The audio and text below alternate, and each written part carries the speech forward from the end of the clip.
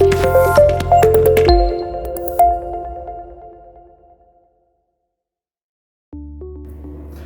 वालेकुम नाजरीन और हाजरीन, मैं डॉक्टर मोहम्मद फ़रूक शीर, ऑर्थोपेडिक और स्पाइन सर्जन, आपके पास दोबारा बहुत इन्फॉर्मेटिव वीडियोस के साथ आपकी खिदमत में हाज़िर हुआ हूँ। काफ़ी अर्सा गैप था बीच में, मसरूफियात की वजह से भी और डिफरेंट रीज़न थी, रमज़ान भी चल रहा है, तो इस हवाले से बहुत सारी ऐसी चीज़ें हैं जो आपको बताना चाहते हैं आपकी इन्फॉर्मेशन के लिए कि आप अपनी सेहत को कैसे बरकरार रख सकते हैं। आज जिस मौजू पे मैंने आपसे बात करनी है वो दो नाम है उसके।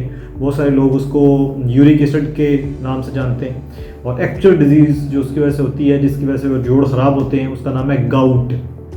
ठीक है, तो गाउट एक डिज़ीज़ है जो कि जोड़ों के ख़राब होने का मर्ज़ है। जोड़ ख़राब हो जाते हैं, दर्द होती है, पेन्स होती हैं, सोजश हो जाती है। इस बीमारी का नाम है गाउट और इसकी रीज़न जो है वो यूरिक एसिड है। यूरिक एसिड एक ऐसी चीज़ है जो हमारी खुराक में मौजूद होती है। जैसे हम वो खाते हैं वो हमारे जिस्म में जाती है, ज़रूरत भी है हमारे जिस्म की, लेकिन अगर वो एक्सेस हो जाए, लाइक जैसे शुगर एक्सेस हो जाए तो डायबिटीज़ हो जाती है, जैसे नमक एक्सेस हो जाए तो हाइपरटेंशन, ब्लड प्रेशर हो जाता है। इसी तरह यूरिक एसिड अगर अपनी एक मखसूस मिकदार से ज़्यादा हो जाए तो ये जोड़ों के अंदर और इसके अलावा और बड़ी सारे जिस्म के हिस्से जिनमें प्रॉब्लम क्रिएट करता है। हमने बात करनी है जोड़ों के हवाले से। अमूमन जवान मर्द और ओल्ड एज की औरतों में यूरिक एसिड जो है उसकी ख़राबी के चांसेस होते हैं। सबसे बड़ी रीज़न जो यूरिक एसिड के बढ़ने की है वो लाइफस्टाइल है। लाइफस्टाइल इन सेंस सबसे पहले तो फूड, डाइटरी हैबिट्स के खाने में हम क्या क्या खा रहे हैं। ये ज़्यादातर जो यूरिक एसिड की मिकदार जिन खानों में ज़्यादा होती है वो है प्रोटीन। ये प्रोटीन जो भी होगी उसके अंदर ये ज़्यादा यूरिक एसिड होगा।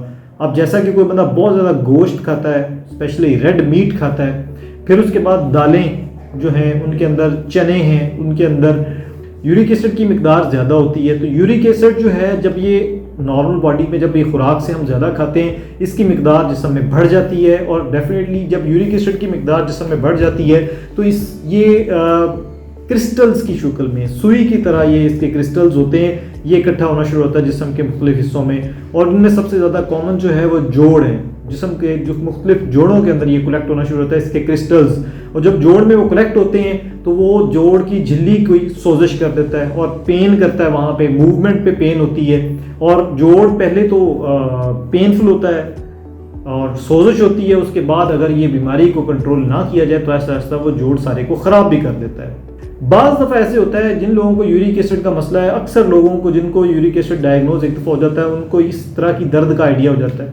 जैसे वो खाना खाते हैं और या उनको गोश्त वगैरह खाते हैं या कोई ऐसी चीज़ जिससे उनका यूरिक एसिड बढ़ता है, जब उनका वो बढ़ता है तो उनको पता चल जाता है कि जिस्म में दर्दें हो रही हैं ना, ये यूरिक एसिड बढ़ने की वजह से हो रही हैं। ठीक है, अब इसकी एक टिपिकल एग्जांपल ये है कि जिन लोगों का यूरिक एसिड का ऑलरेडी प्रॉब्लम है वो अगर कहीं हैवी मील खा के, मसालेदार गोश्त वगैरह इस तरह की कोई हैवी मील खाया किसी शादी से, किसी पार्टी से, वो वापस आए हैं, तो होता ये है कि उनके स्पेशली पाँव के अंगूठे का बड़ा जोड़ जो है ना वहाँ पे स्पेशली, लेकिन किसी भी जोड़ के अंदर एकदम दर्द होना शुरू हो जाती है और विदिन मिनट्स और आवर्स वो एक सूज भी जाता है और रेड हॉट हो जाता है।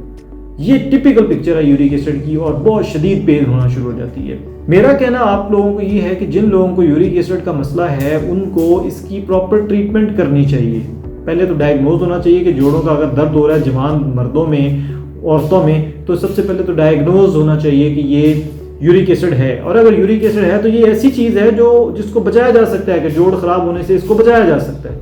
इसको हम ये इजाज़त नहीं देंगे कि एक छोटी सी चीज़ हमारे जोड़ों को तबाह करके रख दे और फिर हमें नी रिप्लेसमेंट, हिप रिप्लेसमेंट या और बड़े सारे सर्जरीज की तरफ जाना पड़े। तो पहले ही इसको कंट्रोल किया जा सकता है। उसमें सबसे पहली चीज़ ये कि लाइफस्टाइल, अपनी खुराक को बेहतर करें। जिन लोगों को यूरिक एसिड का प्रॉब्लम है उनको बार बार हर तरह के डॉक्टर समझाते हैं जाके कि गोश्त बंद कर दें, गोश्त ना लें, दालें बंद कर दें और मीट, प्रोटीन की चीज़ें जो हैं वो बंद कर दें।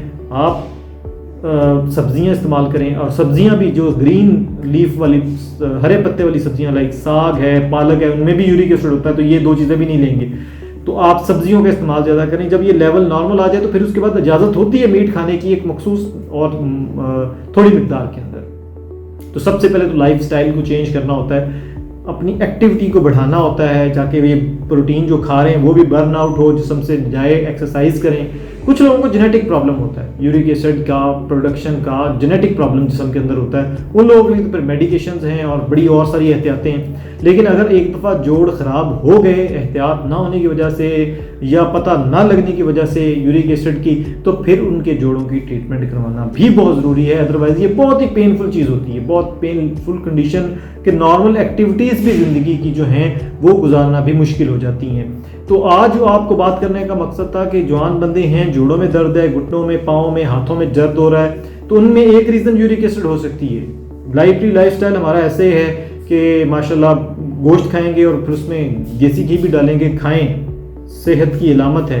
लेकिन वो लोग खाएं जो इसको पचा सकते हैं, पंजाबी का तरीका, जो खाए वो जो पचा सकता है। खा के अंदर कुमुलेट ना करते जाए ना, कि जिस्म के अंदर ही सारा कलेक्ट होता जाए और फिर वो जिस्म ही तबाह कर दे। खाएं उतना, खाएं हर चीज़, अच्छी चीज़ खाएं, बट उसको बर्न भी करें, ठीक है। तो यूरिक एसिड के हवाले से आप लोगों को मशवरा कि दर्दें अगर ऐसी हो रही हैं, यूरिक एसिड का बड़ा सिंपल सा टेस्ट होता है, ये टेस्ट करवा लें, खाली पेट करवा लें, और इसके अगर लेवल्स बढ़े हुए हैं तो इसकी ट्रीटमेंट हमेशा दवाइयों से शुरू होती है, एहतियात और दवाई, उसके साथ ही ये बीमारी ख़त्म हो सकती है, ठीक है। कई लोगों को ज़रा लंबे अरसे के लिए खानी पड़ती है, बार बार टेस्ट करवाने पड़ते हैं, कंट्रोल लेवल जब आ जाता है तो फिर उसके बाद 2 लो डोज के ऊपर इसको मेंटेन करना होता है। तो मेरा मशवरा लोगों को ये होगा कि अगर ये चीज़ हो रही है यूरिक एसिड की, छोटी सी चीज़ को ये इजाज़त ना दें कि वो आपके जोड़ों को तबाह कर दे। अपनी केयर खुद करें। Thank you very much.